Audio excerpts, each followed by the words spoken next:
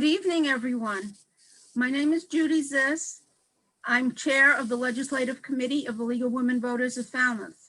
And on behalf of the Falmouth League, I welcome all of you to our program this evening. We thank FCTV for being our partner in making this program as a broadcast possible. For later listening, check the FCTV website for rebroadcast times and also for links to streaming if someone would like to watch the program on a computer or other device. Now, as for the League of Women Voters, I think most of you have heard this, but it is important to repeat. The League of Women Voters is a nonpartisan political organization. We are nonpartisan because we never support a party or a candidate. We are political because we take stands on public policy issues, but only after study, discussion, and reaching a group consensus. The League of Women Voters encourages informed and active participation in government. It works to increase understanding of major public policy issues, and it influences public policy through education and through advocacy. And that is exactly what we're doing here this evening. Our purpose is to encourage informed debate on issues concerning elections and voting here in Massachusetts. Tonight's program is entitled Looking Under the Hood, COVID-19 Election and Lessons Learned. It is in 3 parts. First, our Falmouth Town Clerk, Michael Palmer, will take us under the hood, behind the scenes in the election, to explain and describe how our 2020 election was conducted and protected under the special COVID-19 rules that we had. Second, the 3 members of our state legislative delegation will join Mr. Palmer to discuss the lessons learned from 2020 so that those lessons can help the legislature in crafting voting legislation going forward. Third, we will pose questions to our panel from you, our viewers, if you submit them. We invite you to submit questions during this broadcast, and you can do it through the Falmouth League of Women Voters email site. Send them to Falmouth LVW, that's League of Women Voters, Falmouth LVW@gmail.com. And we will use as many as we get if we can. Before I go any further, I'd like to introduce, I'm going to say our 3 state legislators, but I believe that David Vieira is sort of hung up in traffic and rain coming in from Boston. So I will introduce 2 of our state legislators who are here with hopes that David Vieira will be able to be joining us. First, I'd like to welcome State Senator Susan Moran. Thank you so much, Judy. It's a pleasure to be here. I appreciate the League putting this forum together, and you are right. Representative Vieira is on the road coming back from the State House and hopes to be able to join us later. Thank you very much, Sue. And now Dylan, Representative Dylan Fernandes. Thanks, Judy. Thanks for putting this program together. It's always one of the best events of the year to talk to the League and have such a good discussion around civics and voting rights. So appreciate it. Looking forward to the event. Okay, well, thank you very much, Dylan. I appreciate your comments, Sue, and also Dylan's. And now we go on to the second part, the first part of the program. I'm going to invite Sue and Dylan and David when he gets here to listen to our Town Clerk, Michael Palmer. And he's going to give us a presentation on 2020 voting here in.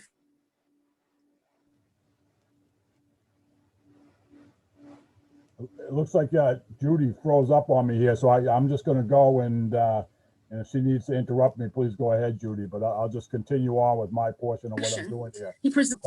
So Judy, I think you got froze up, but I was just starting to continue. But go ahead if you'd like to. Okay, I have just a little bit more. I want to say some nice things about you first. Oh, wow. Go ahead, take all the time you need. Okay. He lived to tell about it, all of those elections. And I think at that point, he probably would say he barely lived to tell about it, but it looks like he's very much alive here now. So that's good. If we were in an in-person event, I would suggest a standing ovation for Michael and for his team, the volunteers and all of the other employees at the office. I think we can do this here. So you're going to have to imagine that, but all of you deserve our vote of thanks because it was quite an amazing year. And now it's my pleasure to introduce Falmouth Town Clerk Michael Palmer.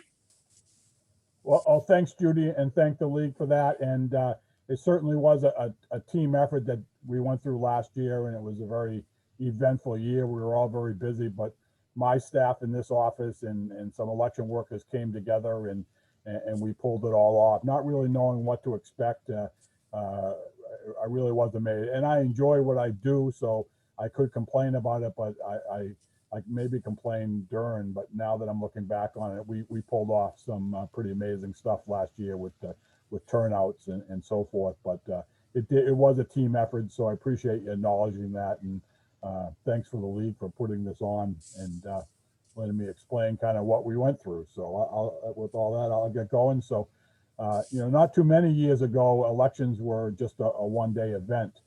You went to your polling place, you checked in, you got a ballot, you checked out, you cast your ballot into a tabulator, and then at the end of the night, we maybe will throw in a few absentee ballots there, but at the end of the night, we had some results to give out.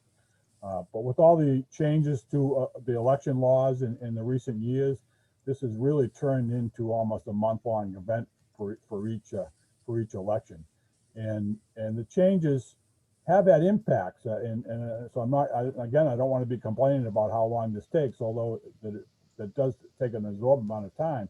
It has had an impact on voter turnout, which ultimately should be all our goals, I guess, to have more participation in the election process and being involved. So that is definitely a positive outcome of all the changes that take place for allowing early voting during a pandemic where many people could have just said forget it, but they took advantage of the options. So really early voting started with the presidential election in 2006, and early voting in person, I should say, was introduced in the presidential election 2006.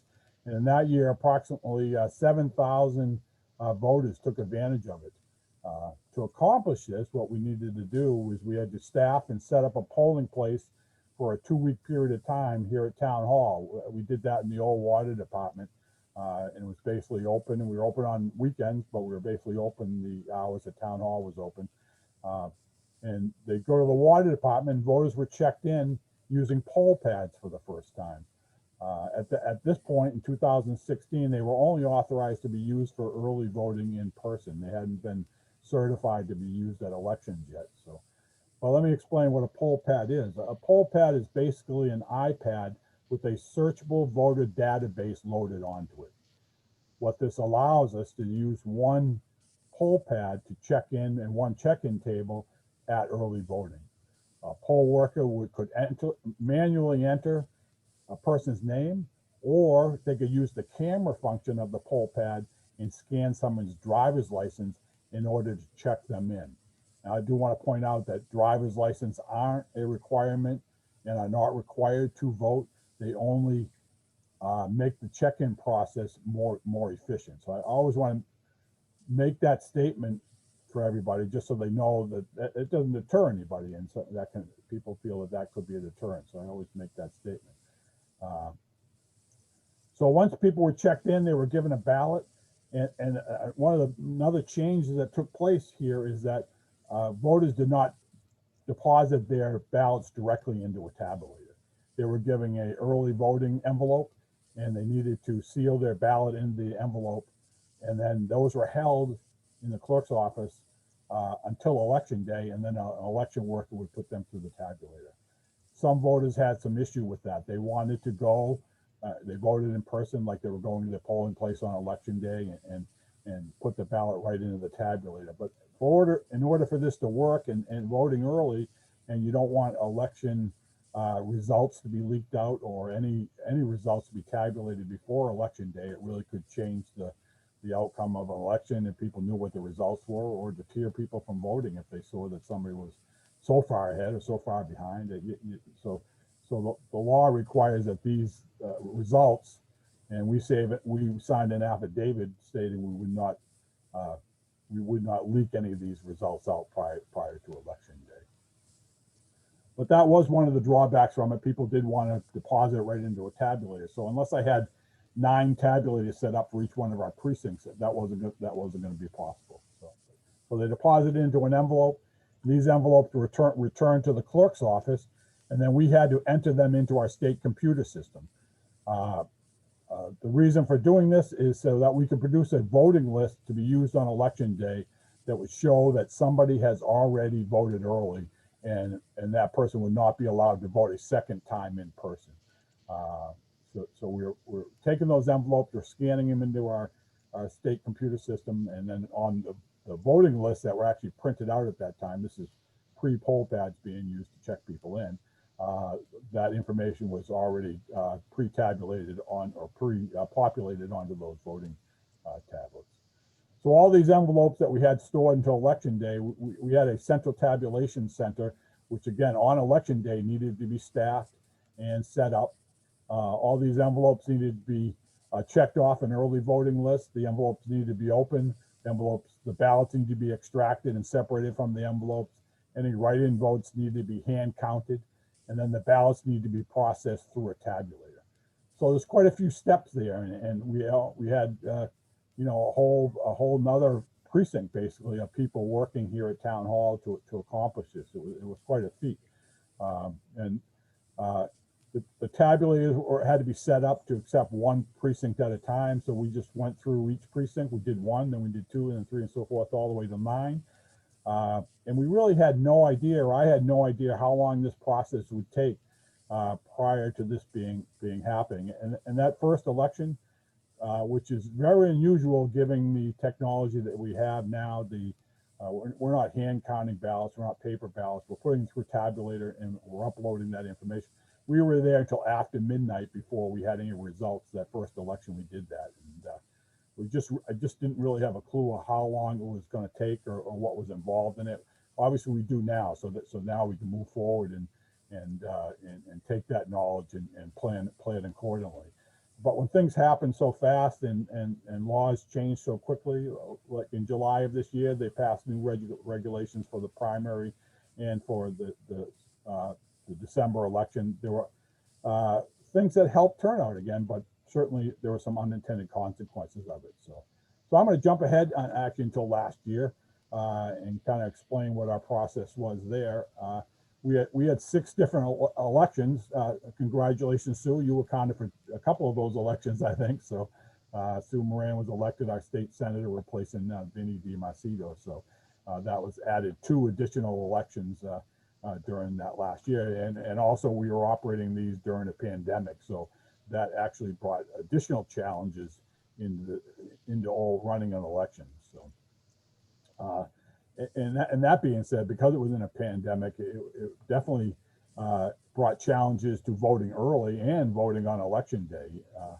We had to set up polling places, not only allowing 6 people in at a time. We had plexiglass up to protect the poll workers, and everyone needed to wear masks and use all the precautions that in place. So there was a lot to just setting up an election prior to the actual day or prior to the early voting taking place. So, but the most dramatic change last year was the expansion of early voting by mail. For the December presidential election, we had 15,000 people voted early. That's 56% of all the registered voters in town, and it was actually 2/3 of the voters that voted early. So it was a tremendous number of people that took advantage of early voting by mail. And for the presidential, we always get a high turnout, so quite a few people voted early in person also. So we saw a dramatic decrease in the number of people that show up on election day. But so really the processing of all the early voting by mail ballots and the early voting in person were the same procedures we used as in 2016. All the same steps. They needed to put the ballots into an envelope. We need to store them. They need to be entered into the computer and so forth. But early voting by mail, I'm going to say, is very similar. What people are used to is absentee voting. The difference is absentee voting required that a voter meet one of 3 conditions, and that was you're not going to be on town on election day. you have a disability that prevents you from voting on election day, or you have a religious belief that prevents you from voting on election day. So early voting in person and by mail eliminated those conditions. So anybody that wanted to, not having any reason, they just choose to use another method of voting, was able to. And I think this opened up a lot of avenues or options for people to vote. So, but both absentee balloting and early voting by mail required that an application be submitted first in order to receive a ballot. In last fall's election, the Secretary of the Commonwealth's office mailed an application to every voter. This can be a very costly proposition to do. I'm not sure if we'll see this mailing of applications continue in the future. I don't know what the legislation has. I think this some that's coming up, and the legislators would know more about that. But there's definitely a cost involved with that, and you know how many people didn't use them, and you mail them and they just get tossed into the trash. But so I'm not sure where that'll go. We will not be mailing, I should say, an application for our annual town election in May. We will have early voting by mail available for the May election, but you'll need to submit an application, either download from our website or pick up an application here at town hall in order to have a ballot mailed to you. So I hope people won't be waiting for that application to come. It's very costly, especially if the town's trying to do it on their own. So that application, after it was mailed out by the Secretary's office, it needed to be returned to our office. It needed to again be entered into our computer system. I'm going to run through this pretty quickly because it's just the steps in this takes, and just to show you the added steps that were added because of early voting. So it needed to be entered into the state computer system. Labels needed to be printed and attached to 3 different envelopes. The return envelope, instructions, and a ballot was stuffed into an outer envelope. Postage was attached. We had to deliver these to the post office because with 15,000 ballots being mailed out, we had trays and trays and trays of these. So Barbara, our receptionist at Town Hall, was great with handling the mail and helping us get that over there. And sometimes we need to use 2 vehicles just to bring it over to the post office, but it was quite a chore. So the voter would receive the ballot, they would vote their ballot, and they would seal it back in the envelope, and then return the envelope in an outer envelope that was provided with postage paid by the Secretary of the Commonwealth's office. So again, a very costly proposition there. The ballot could be returned either by mail or could be dropped off at a drop box here outside of Town Hall. We purchased it's a gray looking box that sits out in front here. It looks similar to a U.S. mailbox, but it's gray. It does have the seal of the town of Falmouth to distinguish it from the U.S. Postal Service box. But that's available now for people to use for all types of mail, but hopefully you utilize that as mail-in ballots as we continue to use them moving forward. So we received those ballots back at the clerk's office. The ballot envelope needs to remove from the mailing envelope. They have to verify that the voter has signed the envelope, and we're recording this in the state computer system, and then we store them by precinct until opening and deposited in the tabulator.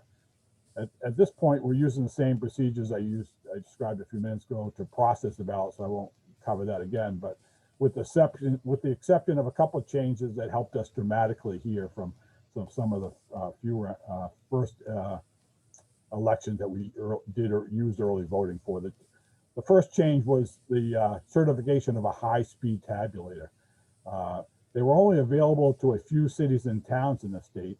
And after the 2016 presidential, where I realized we were there till after midnight, I worked with the vendor that was going to be providing those. And I said, we have to do something. I can't be here till after midnight stuffing these ballots through the tabulator. And I was put on a list to when these did get certified by the Secretary's office and became available, that I would be in line to get one. And we were fortunate enough for the presidential and the state primary to actually have this high-speed tabulator available to the town of Falmouth. I think there were 6 towns in the state that had these, and I kept it very quiet because I didn't want to. The people were still processing them through the tabulators they use at the precincts, which are very slow to process. So So the processing time changed from a ballot every 10 seconds to 100 a minute. So with 15,000 ballots to process, that was just a huge improvement, and hopefully they'll move forward with having these available for the rest of the towns in future elections, because it's a really time saving piece of equipment. So the second change that was happening, that we could process these ballots prior to election day. So we were able to designate days that we were going to be opening ballots, removing the ballots from the envelopes, and then processing through this high-speed tabulator. So again, the same process we use. We check it off an early voting list, remove it from the envelope, separate the ballot from the envelope, and put it through the tabulator. So that helped tremendously. It didn't put a lot of pressure on election day trying to get 15,000 ballots through the tabulator. Although with the high-speed tabulator, it wouldn't have been that big of a deal. But it was, and that's not with some controversy. But again, you don't want results to be leaked out prior to election day, and now we have them already through a tabulator. You hope that the integrity of town clerks across the state, and I believe there is integrity there, they wouldn't be leaking any of these results prior to the election. So we did see also some changes with voting in person on election day and early voting in person. Obviously, during the pandemic, everyone needed to wear masks, and we only allowed 6 people at a time. We had the plexiglass in place for election workers. But the election law changed to allow us to use the poll pads to be used at the polling locations at each precinct. So the voting file that was loaded into them contained information if a voter had already voted early, so they would obviously not be allowed to vote in person if they already voted early. So some people wanted to push that window and see, well, I'll go and vote early, and I'll go to the polls and see if I can vote early. Well, we had that cross check available, so we weren't allowing that to happen. So the second thing that really the advantage of the poll pads is, well, all the information on the poll pads contained the entire voting list for the town.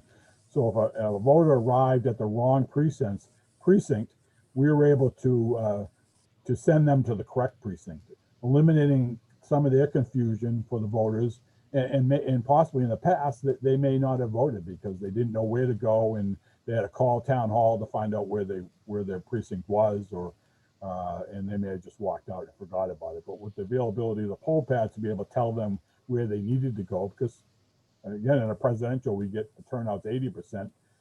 Other elections we're down to 30%. A lot of people don't vote except for presidential, and they're just not sure where they're going. So this will help to eliminate some confusion, having that database available on the poll pads at each one. Another change for voting in person, we eliminated the checkout table.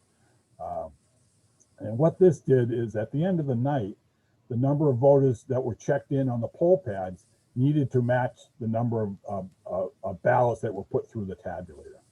This eliminated the poll workers, after having worked a 17-hour day, from manually adding up the voters on the check-in books and then manually adding up the voters on the checkout books, and then matching that to the tabulator and hoping it all came out correctly. There's just too many places for human error to take place there. So, and I just didn't see the need for it. So I think this is a more efficient system to be able to handle that. And I think the poll pads have some possibility for expanded uses moving forward, possibly for same-day registration and stuff, which I know is probably going to be discussed in the near future here in Massachusetts. So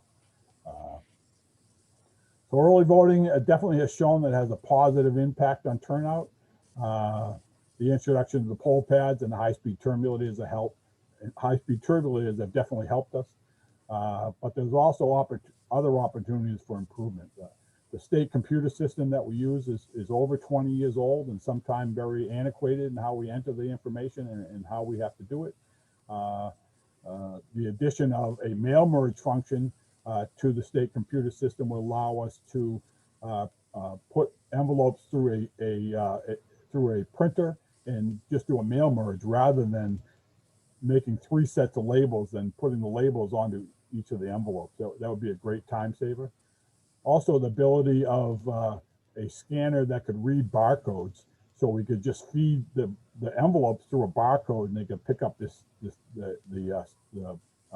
barcode on each of the envelopes and enter that into the state computer system would be helpful. Right now, we use a handheld one. We have to scan the barcode on the outside of an envelope, put the scanner down, and then do keystrokes onto our computer in order to enter the information. It just seems to me that we have a computer ability to speed this up a little bit. So that would definitely be helpful. So something to look into. But as I said at the beginning, elections used to be a one-day event, and now it's early voting has really turned this elections into a month-long process.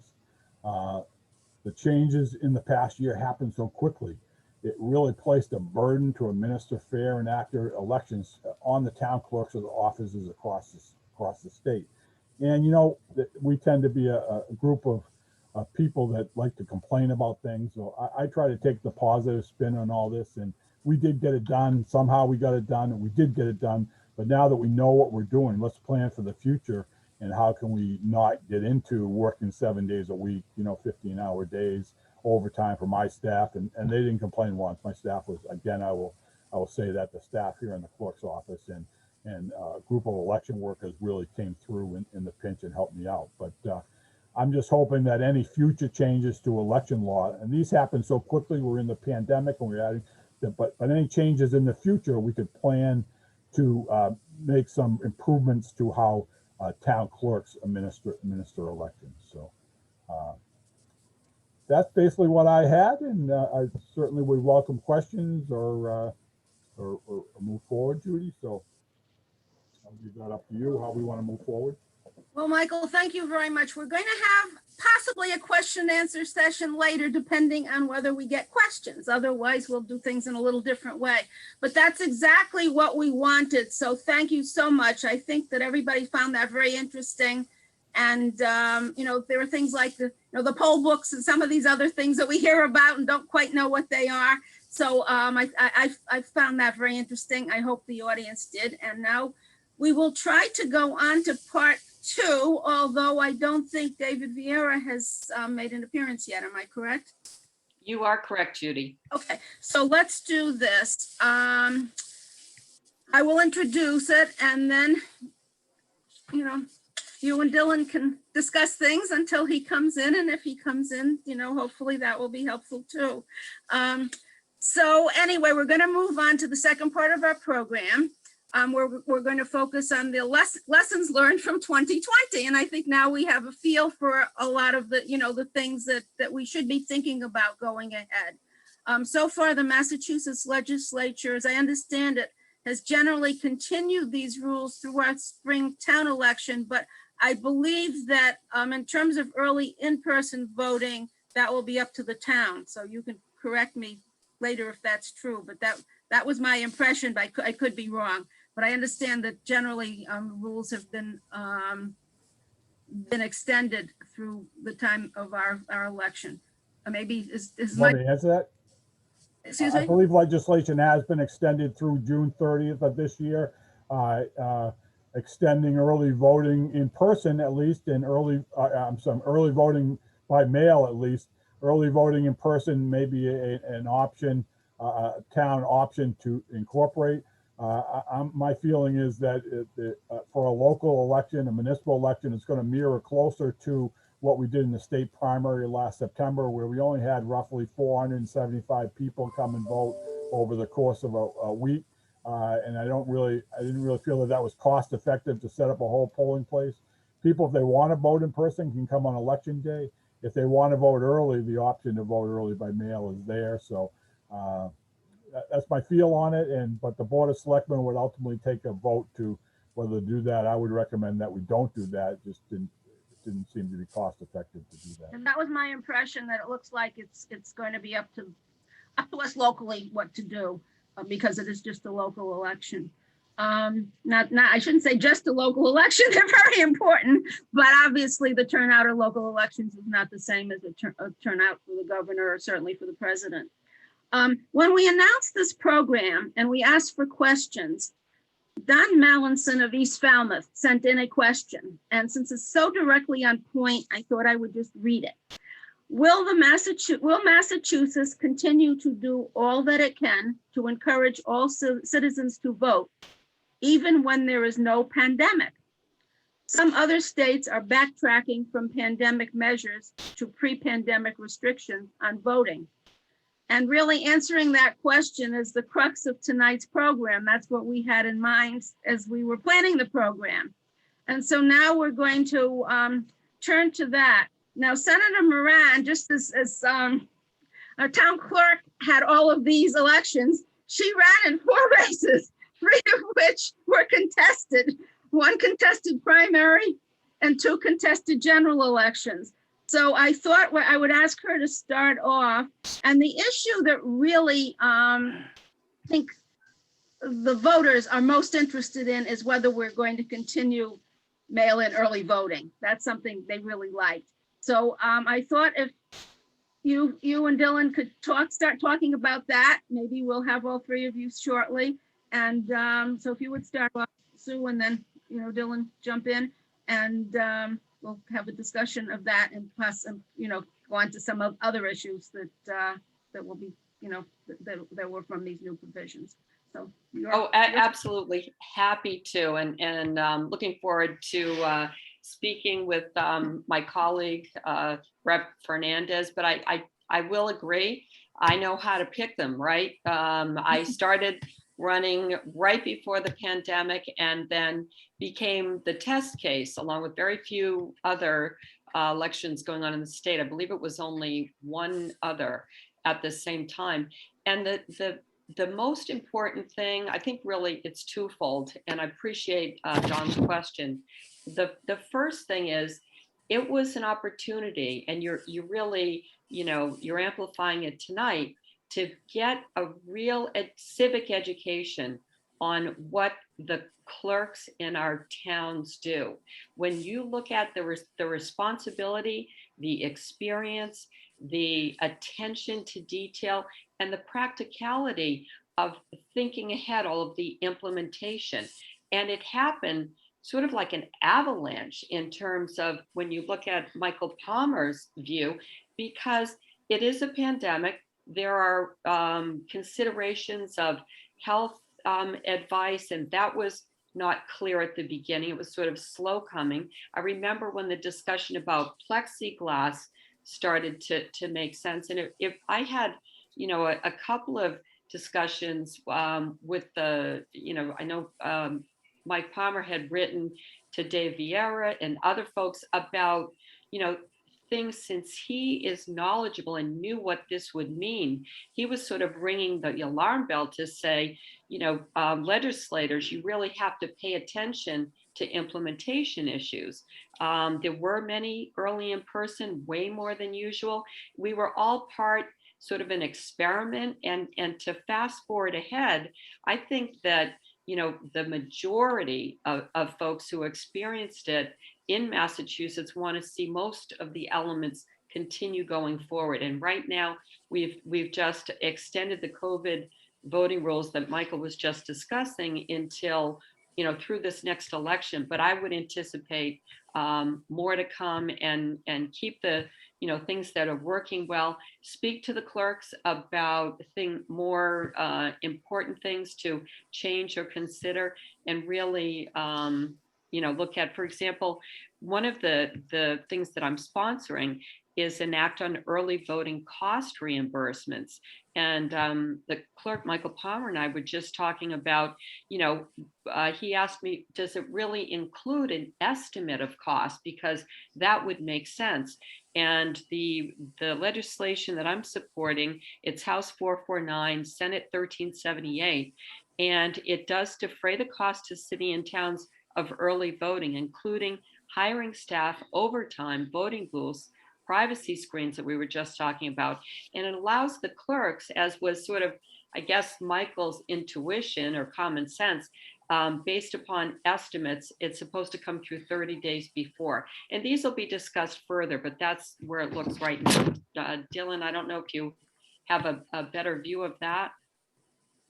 Yeah, well, that was a really great description, Sue. And look, I mean, I think all of this reform comes at a time where nationally our democracy has never been more and more threatened. Our democracy has literally been under attack in the past year, 6 months. We had a violent insurrection at the state capitol trying to overturn the results of a free and fair election. And even after that insurrection, the majority of Republicans in Congress voted to overturn a free and fair election. Had that happened, I mean, democracy literally would have ended in our country. So, you know, it is incumbent upon all of us as citizens to ensure that we are giving people access to vote and protecting their right to vote. During a pandemic, you know, we extended that in a lot of ways. And during a pandemic, right, a time when we've all been sheltered in our homes, a time when, you know, we barely see anyone, we barely get out, we had record turnout in Massachusetts. I mean, think about that. That just shows how incredibly powerful these policies are and how incredibly effective they are at getting people to vote, especially people who are most vulnerable and don't have the types of access that a lot of people do. Working people, people of color, people from lower income statuses, people who have faced traditional barriers to vote. We've shown that through mail-in voting, through extended early voting, that we've really removed a lot of those barriers and expanded access to democracy in the state. And I think that's something that we should all be really proud about, one. And then two, it's something we absolutely should be a baseline for going forward, right? Like us continuing what we've done during this pandemic to expand voting access is a baseline moving forward. And I think there's a lot of support in the legislature right now, both in the House and Senate, to extend that this session. And then we also need to build upon it with bills like Sue's. I have a couple bills of my own around voting, and there's a lot of other ideas. But I think what we've done during the pandemic is the floor, and we have even more reforms that we can push for to improve it. And with all of that, you know, we need to be incredibly mindful of how this impacts our local communities and our local clerk's office in particular. Like, we are so lucky. Falmouth is so fortunate to have Michael Palmer and his team, who are just like all-stars, you know, just incredible people who uphold our democracy. But, you know, there are other communities that aren't as well equipped, I'll just say. And so even Michael, with, you know, as incredible as he is, you know, needs that extra financial support and added support from the state. So I do think we need to do a better job of, yes, continuing to do what we've done during the pandemic, build upon it, and then also make sure that Michael and town clerks across the state have the resources that they need to make it happen. Sounds like both of you at least would like to continue early in-person voting. I mean, early mail-in voting, and except for the possibility of the low turnout elections like the, you know, our local elections, and continue early in-person voting. Am I correct in getting that sense? That's well said. Okay, let's see. What about, these things seem more technical, but yet I think they're important, and there are things that Michael Palmer did mention. What about flexibility? I don't think he talked about this. Flexibility in choosing poll workers, and maybe all three of you might want to talk about that. I mean, I think one of the issues is that there had been a lot of specific rules about poll workers, and the decision was made that it was going to be difficult enough to get poll workers under the circumstances of the pandemic without following all of those rules. So maybe all three of you would like to, talk a little bit about that.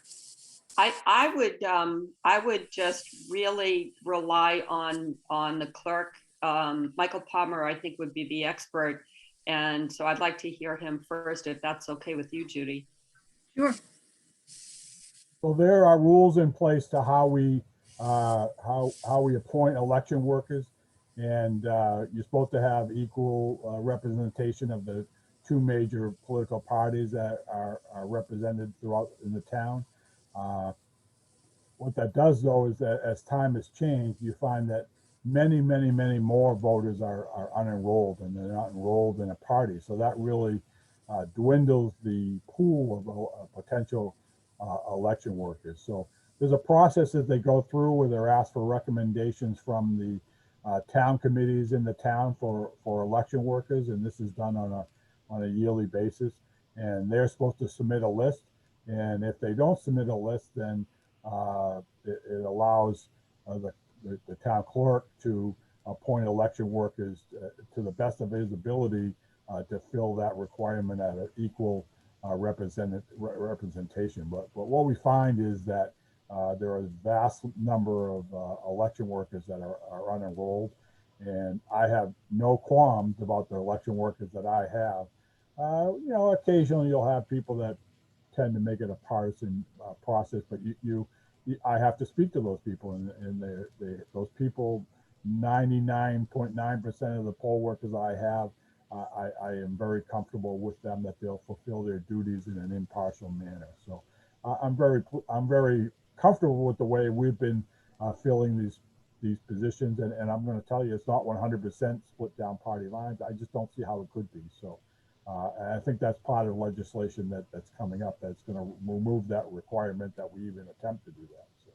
Yeah, that's a great point by Michael. I'll build on that. So Falmouth is by far the largest town I represent, like more than double the population of the next biggest town that I represent. And I have 9 communities in my district. And when thinking about any of these changes, it's really important to think about the geographical size and barriers that come with the communities that is impacted.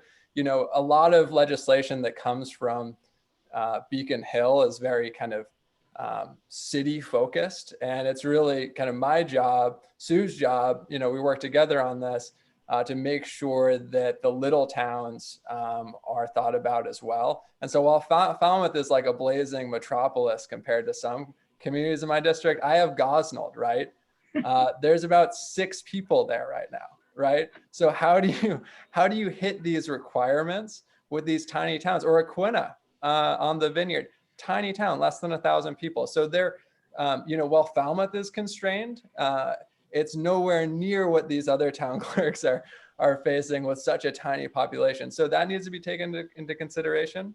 One piece that, speaking about little towns, Smitty Pignatelli, who is from the Berkshires, represents 20 plus tiny towns out in Western Mass. He and I teamed up during the passage of the mail-in voting legislation to make sure that we got an amendment through, because originally they were going to send the mail-in ballots to everyone's home address.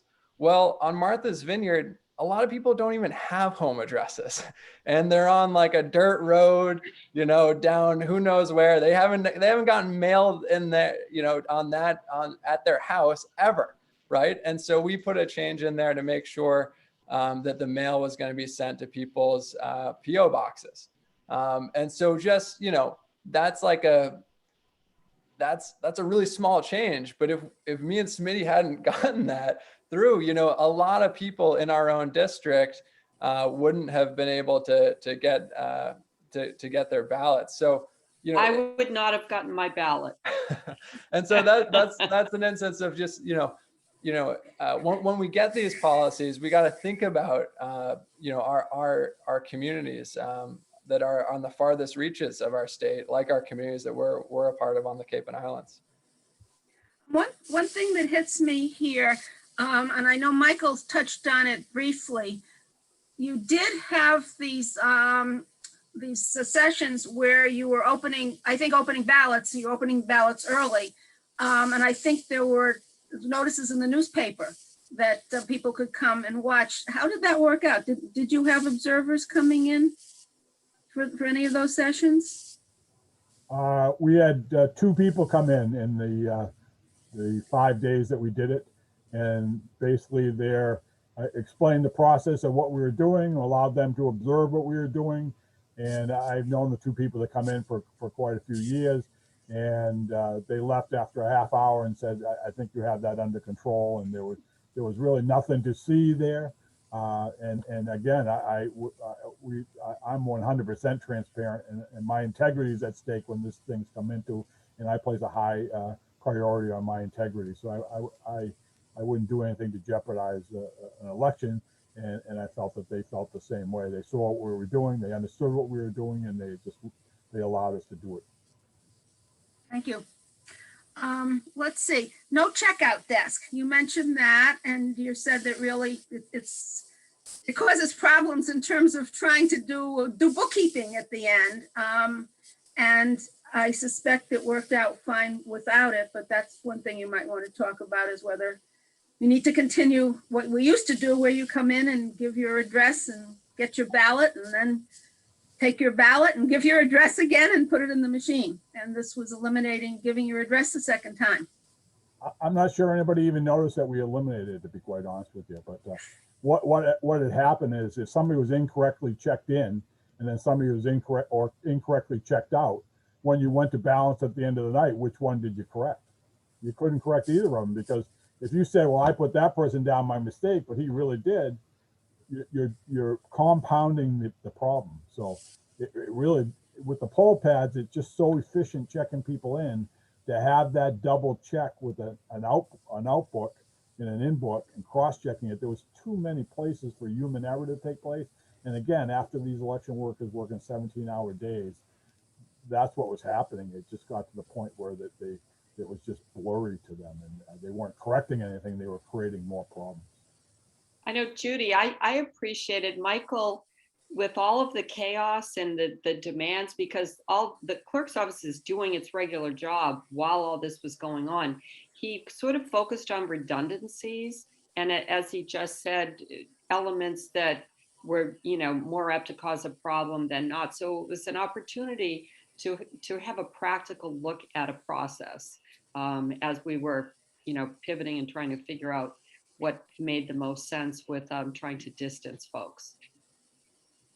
Now, as a voter, I never quite understood why we needed the second desk. So I was interested when I saw that was becoming voluntary.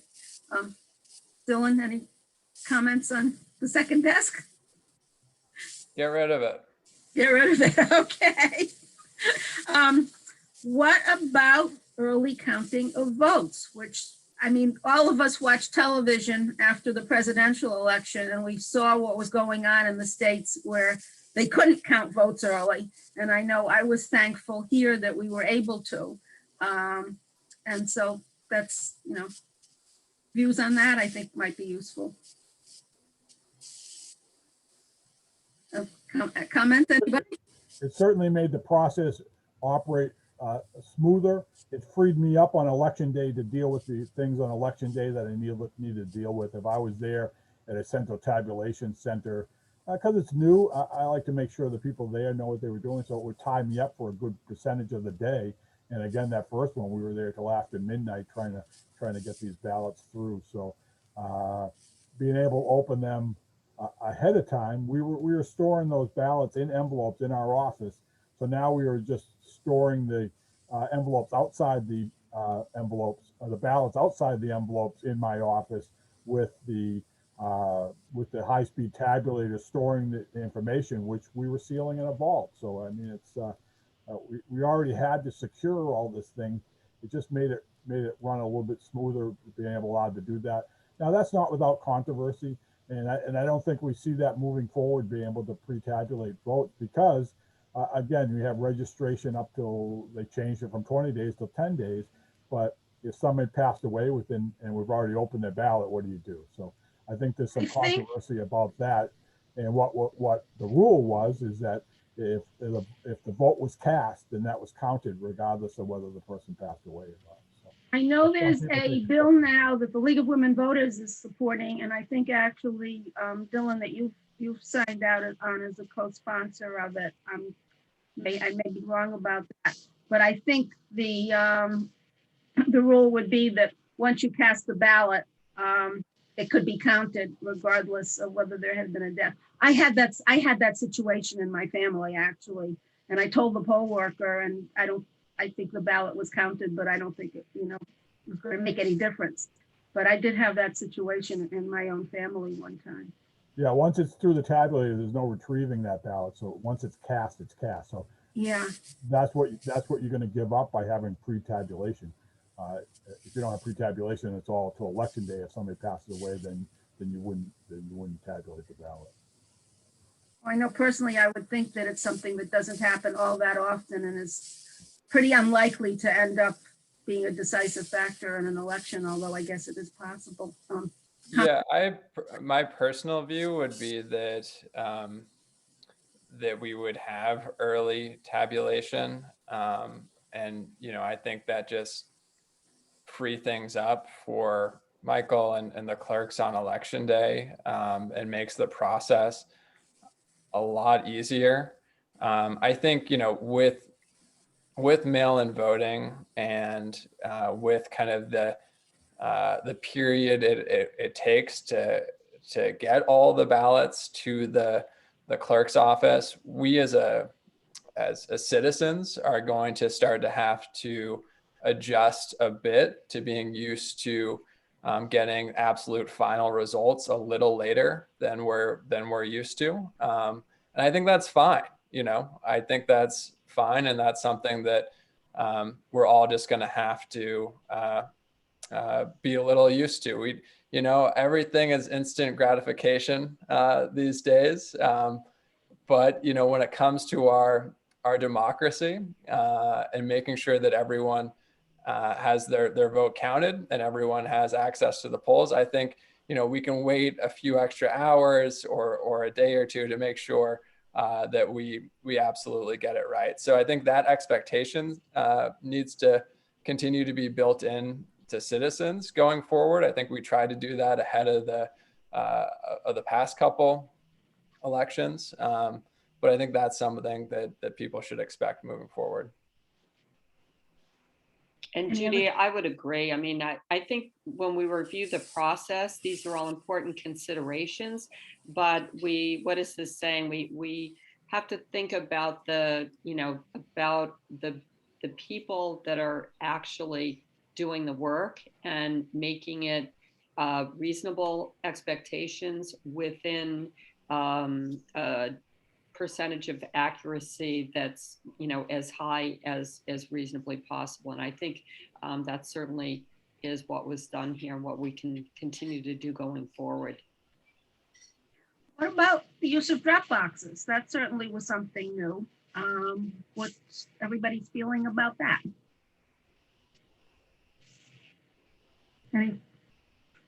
Of what? I'm sorry. Drop boxes.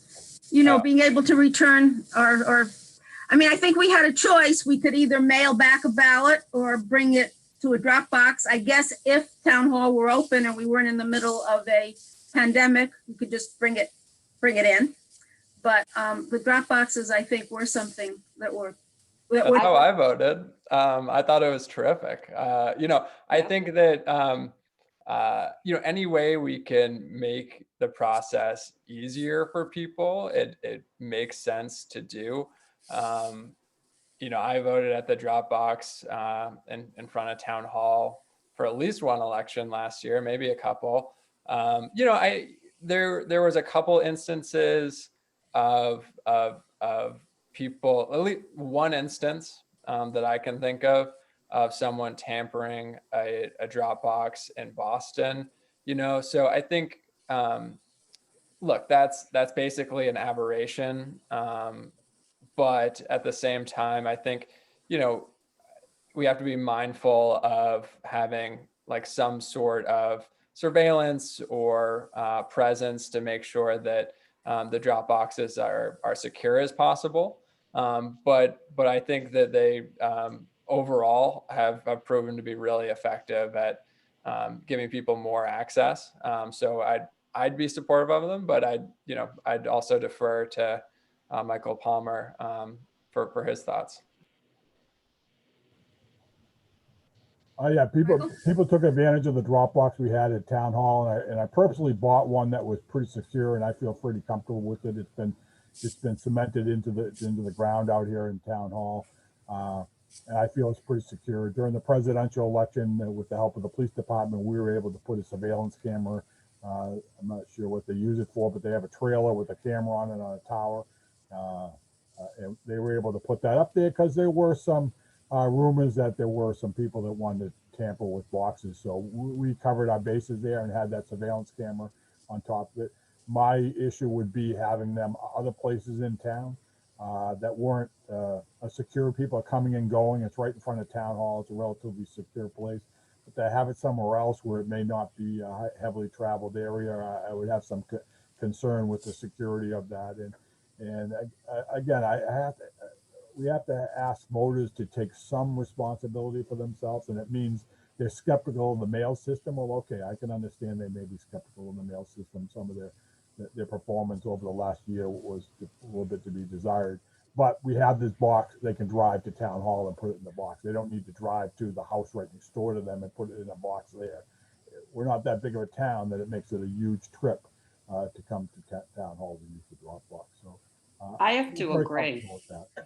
No, I was so glad to see that box because I had so many people tell me, they couldn't get it in the smaller thing. What if it was, it had to be difficult to sort with bills and whatnot. And it becomes a barrier, to voting otherwise. I know in Plymouth, for example, there were folks there was like this little mail slot and the envelope for the ballot was about 3 times as big as the mail slot. So I got a lot of complaints about how people were lined up, dozens of people trying to get the envelope in. So there are some practical considerations. I thought that Michael's solution about having this, this big, strong, identifiable, secure, monitored box was the model that many others adopted after that. So again, it's a balance of practical solutions,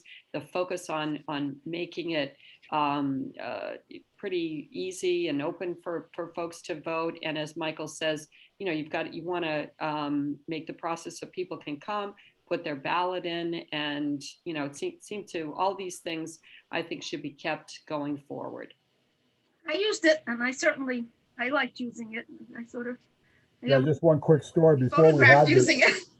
One quick story before we had the mailbox out in front, the big one. We had the one on the side of the building that's basically used for it's a payment box. It's a very small start. Well, Town Hall is closed. Somebody stuck an American flag in there because we recycle American flags. So the next people couldn't stick their ballots in there. So their ballots were sticking out of the envelope, and people were calling to complain that we weren't monitoring the box. I mean, you can't control every situation. So I'm glad we went to a bigger box where that wasn't possible to happen. But things like that. I'm going to mention.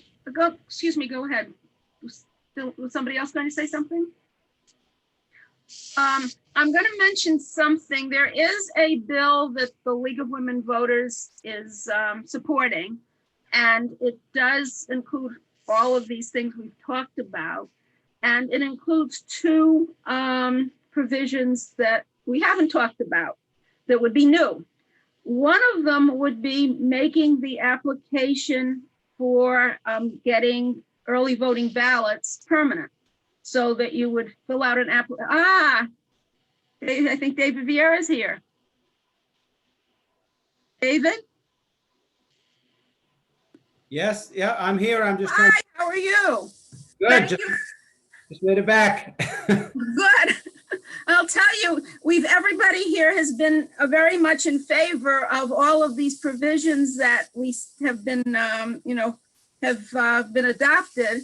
And I don't know if your view is going to be the same as everybody's or not. If you want, we can sort of back up and go through them. I was bringing up some new things, but we've talked about early mail-in voting. We've talked about early in-person voting. We've talked about changes in the personnel at the polling place. We've talked about not having a second desk.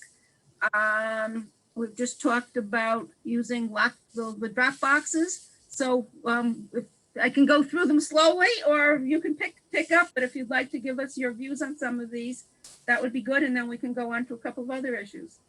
Sure. I don't know if Mike addressed it, but I know that with the extension that we just did for the municipal elections, it was different than the state elections where folks choose to get an application for a mail-in ballot. And I think that's a good process.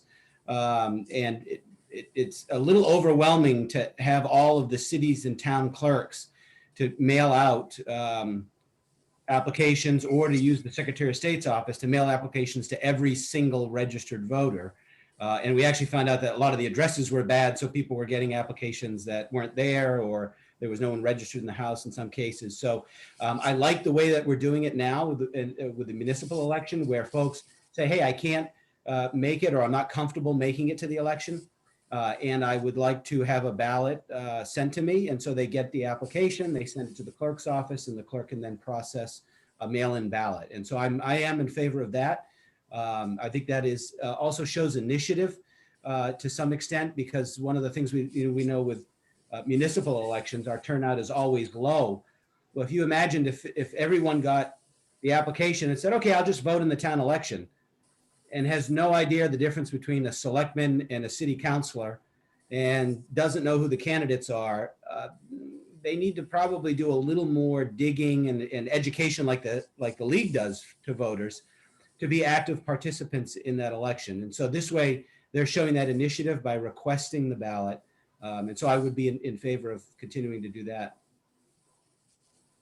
Could I have some comments for Sue or Dylan or Michael? Sure. Or My view's a little bit different. I think that, there are cost considerations. I'd like to, we've talked with Michael about really trying to streamline and get rid of duplicative efforts. I think that, if, it's an opportunity when you get a ballot to say, oh, wow, it's almost election day. I've been busy with my family or taking care of my, maybe an elderly person, or maybe folks are, whatever they, their distraction might be. And it's right there. They can do their research most everyone, especially during COVID and hybrid learning or library availability, has an opportunity to look up candidates.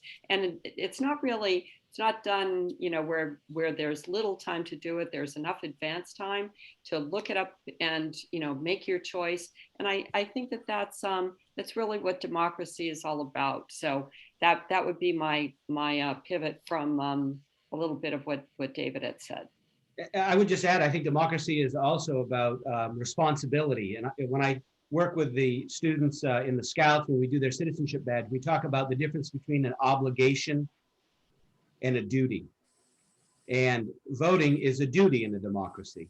And so therefore, having that sense of responsibility and doing your duty to learn about the candidates, request the ballot if you can't go.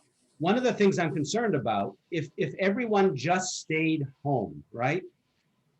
We lose the American tradition of election day, of a day when folks come out and maybe you take some time off work, or during your lunch break, you go and you hold a sign, and folks come together and they talk about things in the community, and you vote. And then at night you go to a local watering hole, right, to watch the election results come in and to celebrate, or sometimes not celebrate. I've had some of those non-celebration nights myself. But if we just completely said, just stay home, get the ballots over there, everybody can vote from home, we lose that tradition. That I think that we can find some common ground to make it so that everyone has access. That is so important, that everyone has access. But I don't want to give up the American tradition of election day. Any other comments? Yeah, well, I mean, I think I was pretty clear about my position earlier, but, I absolutely support universal mail-in voting if that's how people choose to vote. If people want to go vote on the day itself. And a lot of people still do that because as to David's point, they like that experience. They like going and voting on the day. That I also very much am supportive of early voting for people who can't vote on the day or they're working. And so it opens up the weekends for them to be able to go cast a ballot. And so I think having that built-in flexibility is also important to allow people, especially those who, we see that extended voting and mail-in voting provides greater access to especially vulnerable people, especially poorer people, people who are, working several jobs, people who have to take care of their kids and deal with childcare and the like. So expanding access, I think, is really important. The data that we've seen on mail-in voting versus going to the polls voting, people who vote by mail actually fill out the down ballot races at a higher rate than people who vote in person, suggesting that, to Sue's point, they actually take the time to say, oh, I don't even know what the planning board is. Let me do some research. Let me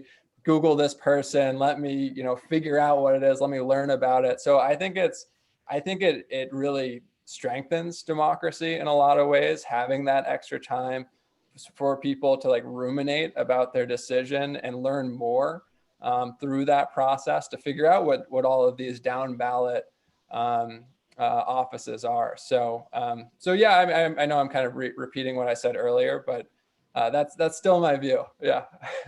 I'm going to throw something else out because this is a League of Women Voters program, and the League of Women Voters is supporting a bill that is now before the legislature. And one of the provisions in it would do the early mail-in voting, but would send ballots out to everyone, I believe, as was done this time, but you would have the option of asking that you always get a ballot. So that way you would alleviate the problem every year of having the mailing back and forth. So someone could get an application for a mail-in ballot and say, yes, I always want it this way.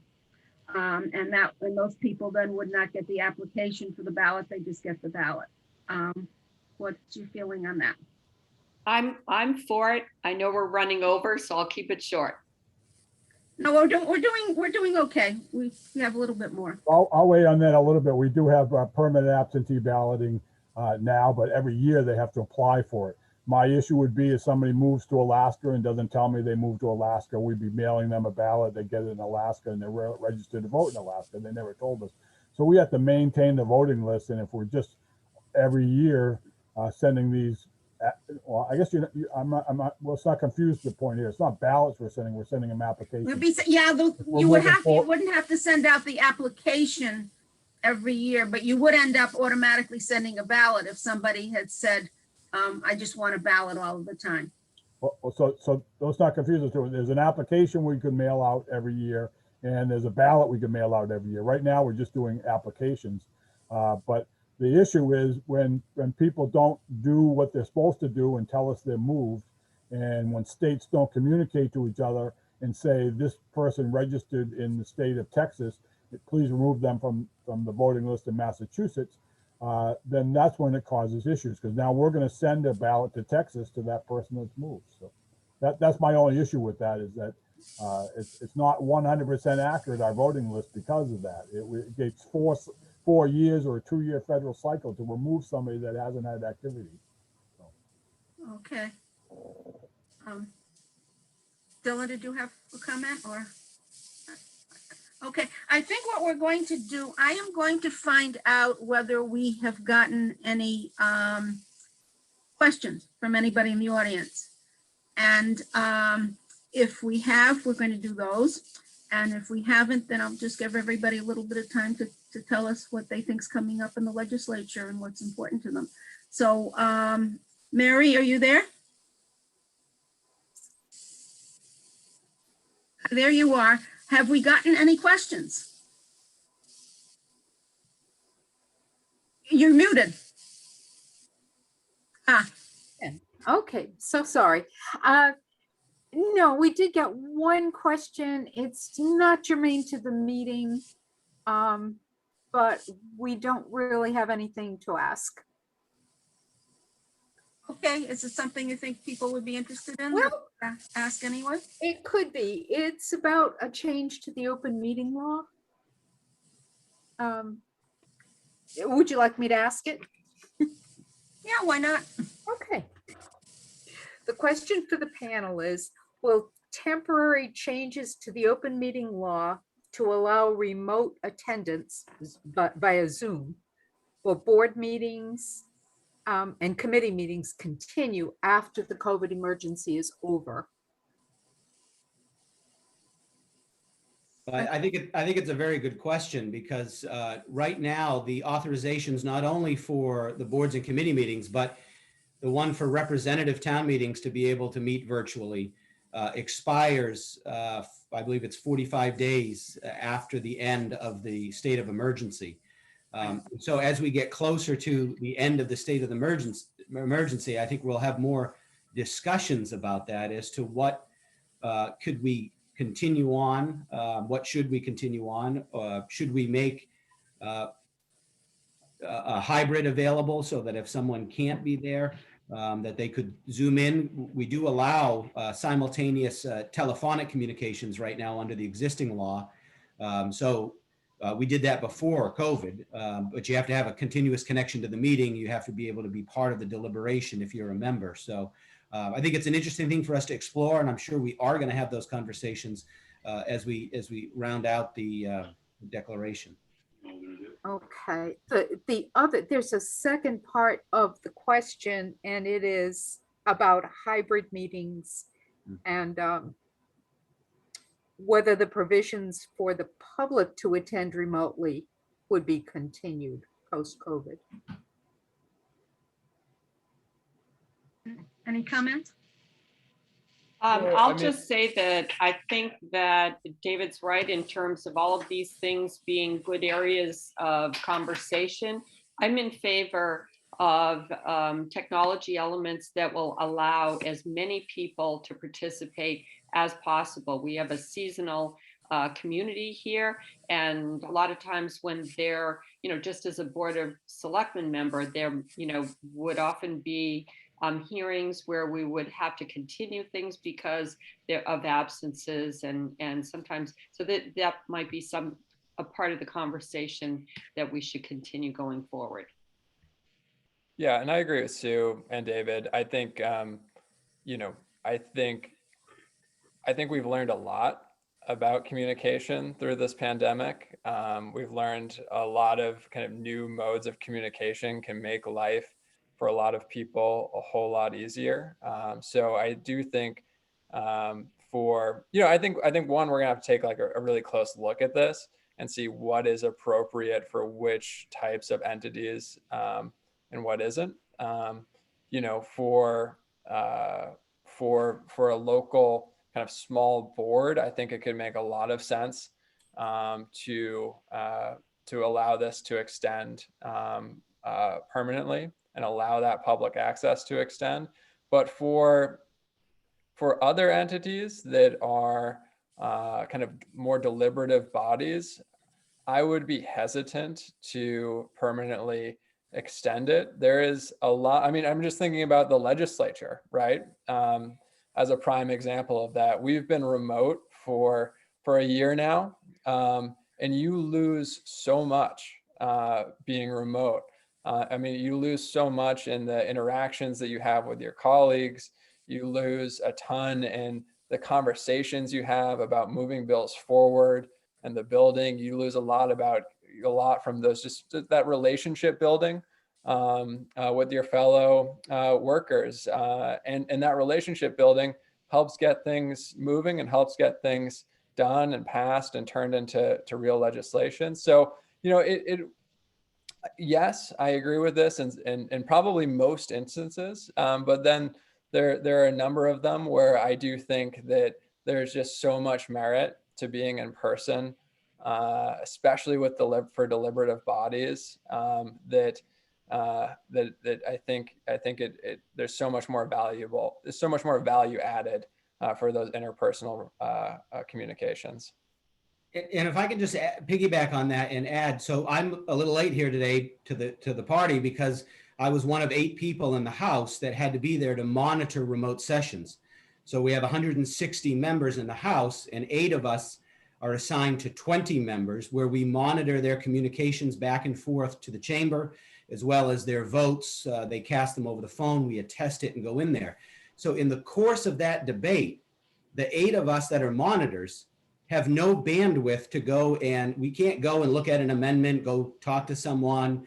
At least members at home can text each other or email each other in real time about what's going on. We're locked in to do that. And so that sort of puts us out of that deliberative process unless we choose to find a deputy monitor. And then even that, we have to sign up by 10 o'clock in the morning.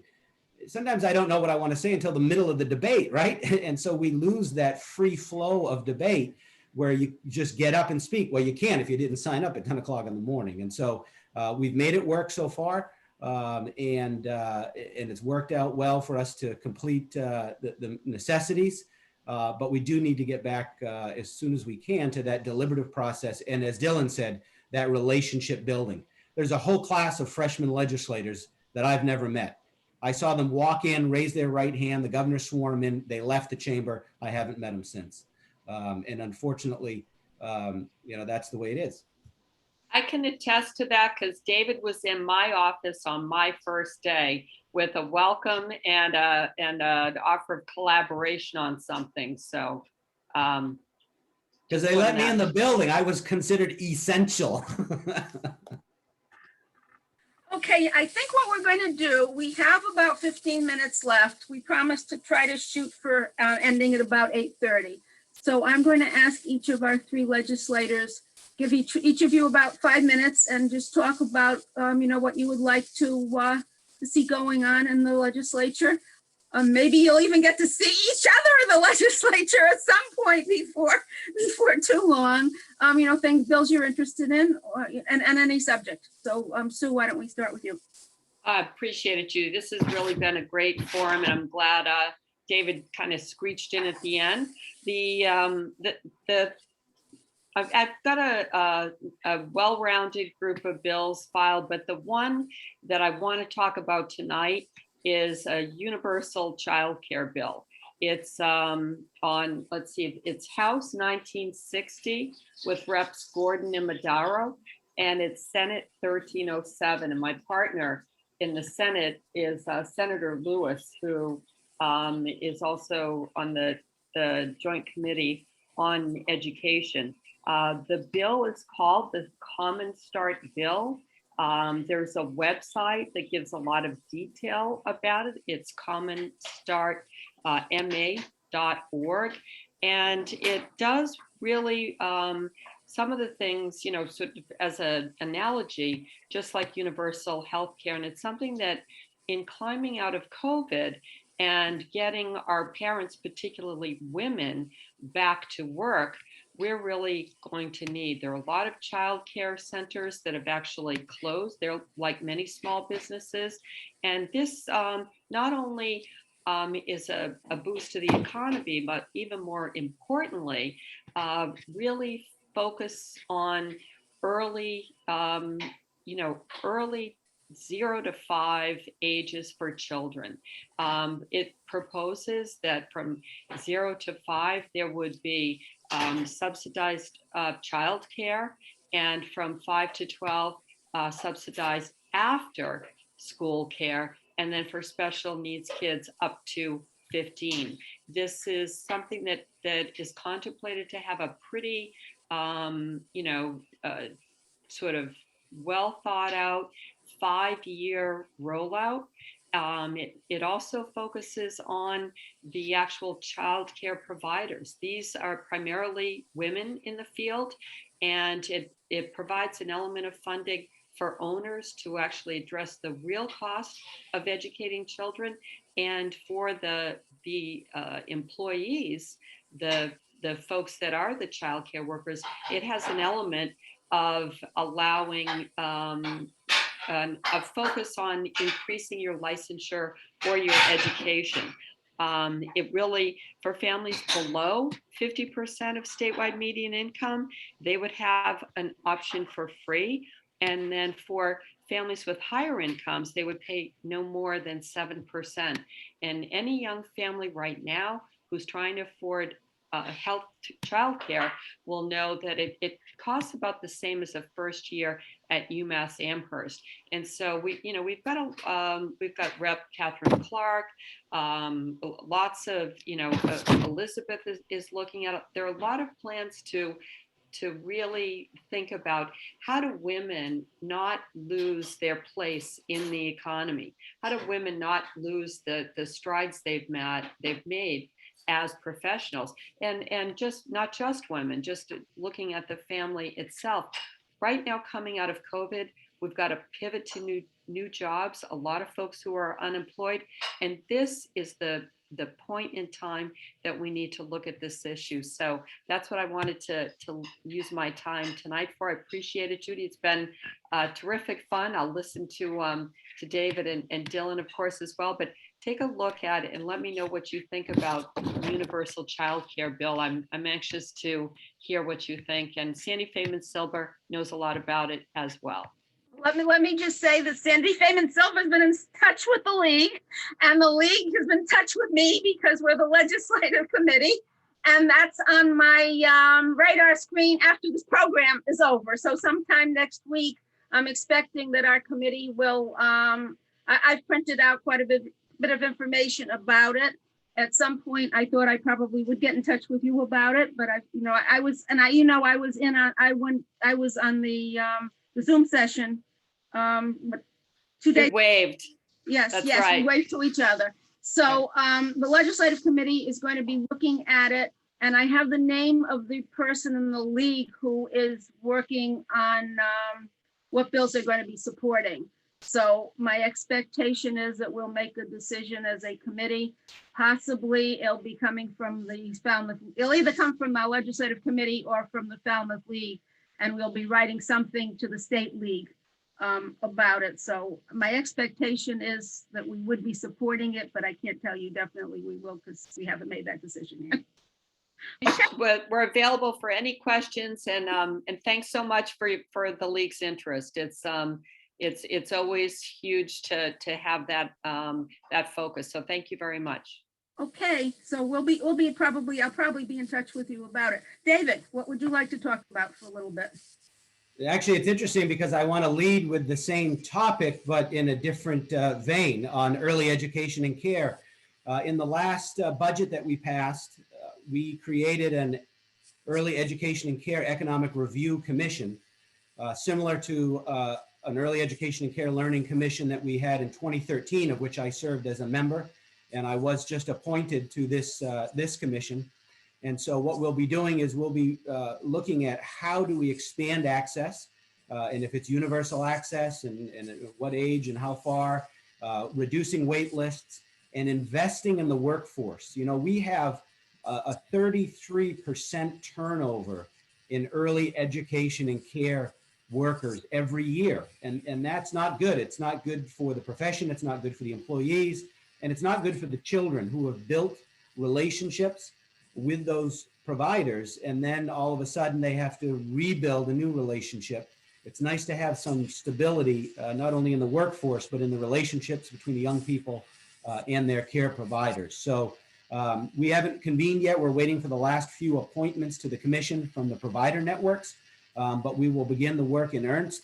And then we will look at our recommendations in light of the Common Start Coalition, who has members on this commission as well, by the way. And then we will make recommendations and legislative recommendations to the House and the Senate. Another one that was actually talked about on the radio on my drive home on Veterans Radio is a resolve that I had got passed unanimously in the House in the last session, and that is House Docket 2313, a resolve to create a Deborah Sampson Memorial Commission. Deborah Sampson, as many of you probably know, is the woman who fought in the Revolutionary War disguised as Robert Shirtliff. And she actually was discovered after contracting a disease from an epidemic in Philadelphia by a physician who then took her to his home with his wife and nursed her to care and wrote a letter saying even though she illegally joined the military, that she should receive a pension. And the General Court of the Commonwealth issued the first pension to a female veteran before women were even allowed in the military. And as you might know as well, she's also the state heroine in Massachusetts. And we have no presence of her on Beacon Hill. And so I started working with the Women Veterans Network last year and the Secretary of Veterans Services and the Adjutant General of the Commonwealth. And we all came together, put this together, working with my Democratic colleague who was the chair of the Veterans Committee, Representative Linda Dean Campbell, who is a veteran herself. She and I, again, are the bipartisan lead sponsors, and we are looking forward to bringing that not only for Deborah Sampson's history, but really, as I said on my floor speech, that this memorial will be a focal point to tell the history of women veterans and the sacrifice of women all the way back to the Revolutionary War. And then the last priority as the ranking member of the bonding committee is to continue to work on managed debt and managed bonding for the state. I've been working on the new courthouse in Barnstable County, as well as new buildings out, new laboratory space at Mass Maritime Academy, and sewer infrastructure for our communities, all important priorities which need bonding. And as the ranking member of the bonding committee, I can work on that.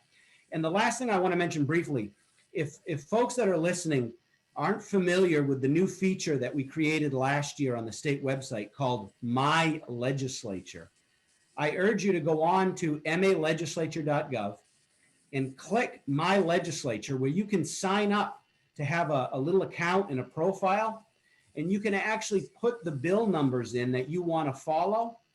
And as those bills move along the process and as a hearing is posted, you'll get a direct notification, a direct email, so you can be right up front. You can issue testimony. If we're back in session where you can come into the building, you can come to Boston.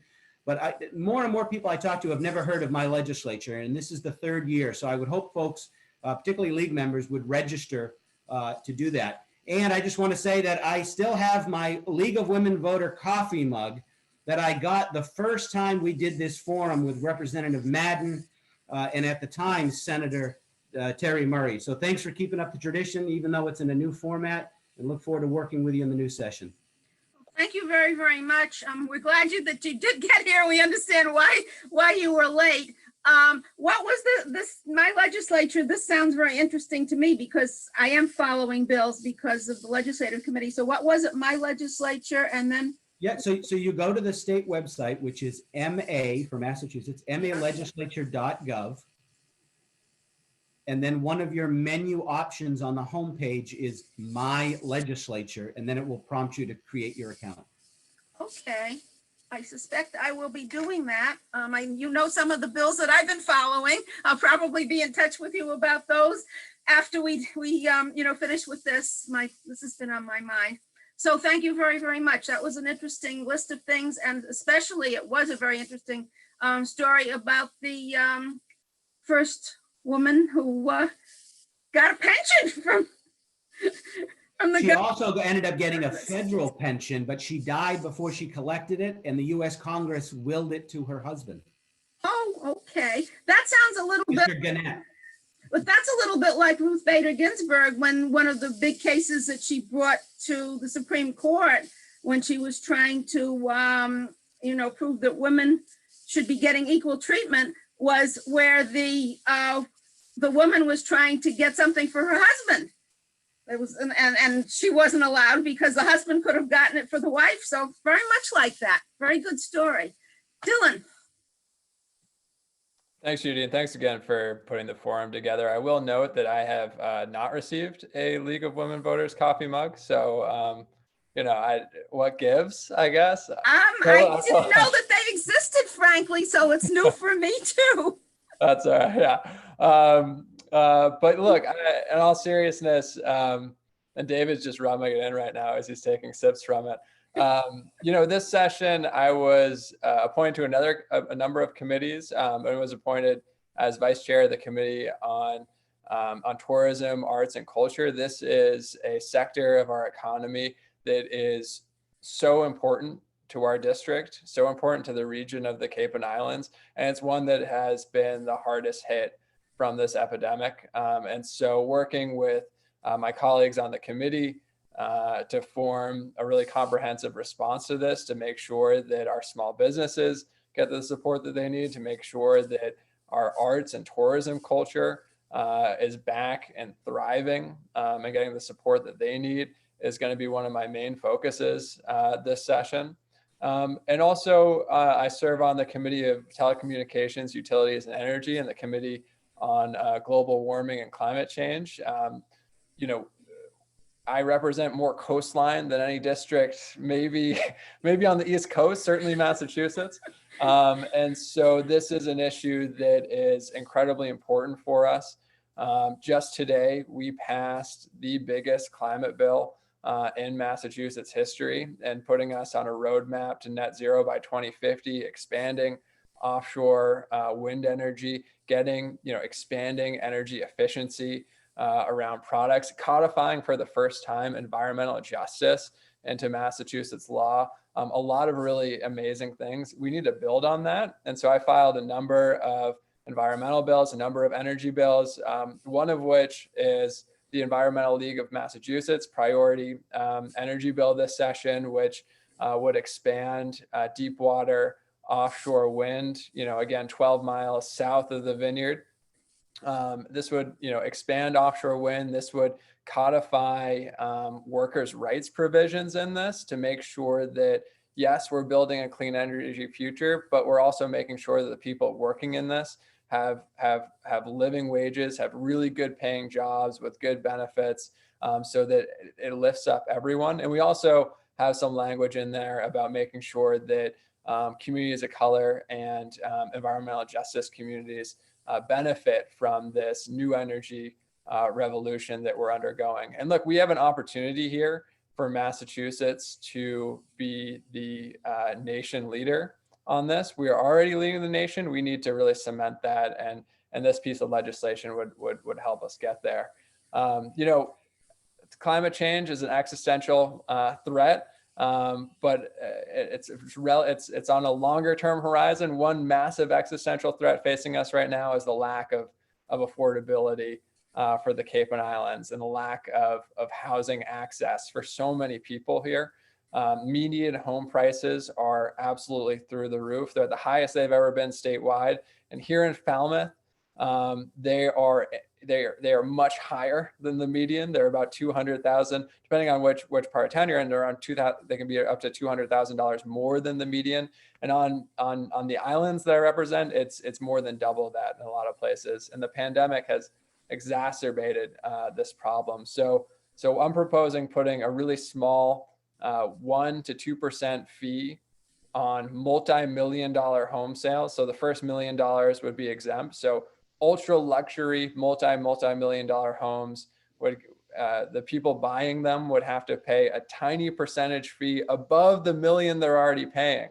That's exempt, and that would go towards a local housing bank and the local community that can be administered to support workforce housing, and support housing not just for 80% AMI, but up to 200% AMI, so that working professionals as well can get the housing that they need. So that's another piece.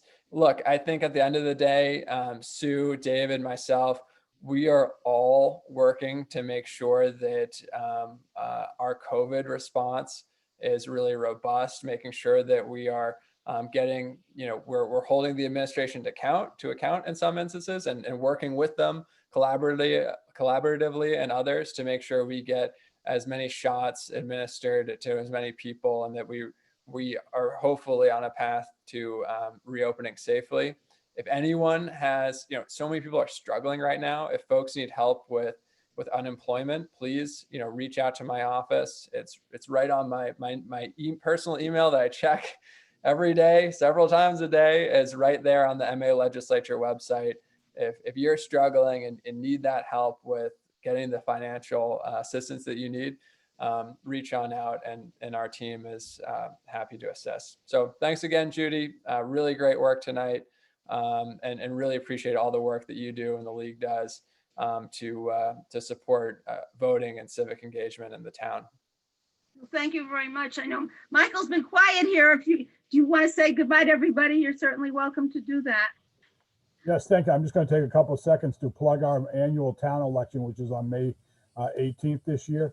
You have until a week from Friday to take out nomination papers. There's many positions available as a town meeting member, and there are townwide offices also that are going to be on the ballot. But town meeting members in particular, there's lots of openings, and this is an opportunity with not a lot of time commitment for the citizens of Falmouth to be involved in the government in Falmouth and have a say. And instead of just sitting back and complaining about what we do, they will have input. And as a town meeting member, it's a great opportunity, again, with not a huge time commitment. So I hope you consider coming in and take out nomination papers. It's fairly simple. It needs 10 signatures, and you have until the 26th of March to take those out to be placed on the ballot on May 19th. So I encourage everyone to get involved and be involved in government. And again, I'd like to thank you, Judy, and the League of Women Voters and our legislators who are working hard for the constituents here in Falmouth and representing us in Boston. So thank you all. I'm glad I asked you, because that was certainly an important plug to get in, and this was a good time to do it. Now it's my time to sign off. So to our viewers, we thank you for tuning in, and we hope that you found the program interesting and that it provided food for thought as we go forward in 2021. And again, thank you to FCTV, to our panelists, to Mary Tamucci, and to two other members of the Legislative Committee who have been here behind the scenes, sort of watching over things, Kerry Walton and Margaret Cooper. And if you know someone who might like to listen to a rebroadcast of this program, tell them to check the FCTV website for other viewing options. So again, I thank all of you for being part of this. Thank the audience for joining us, and I bid you all good night. Great job, Judy. Thanks all. Good night. Thanks, guys. Good night. Bye, guys.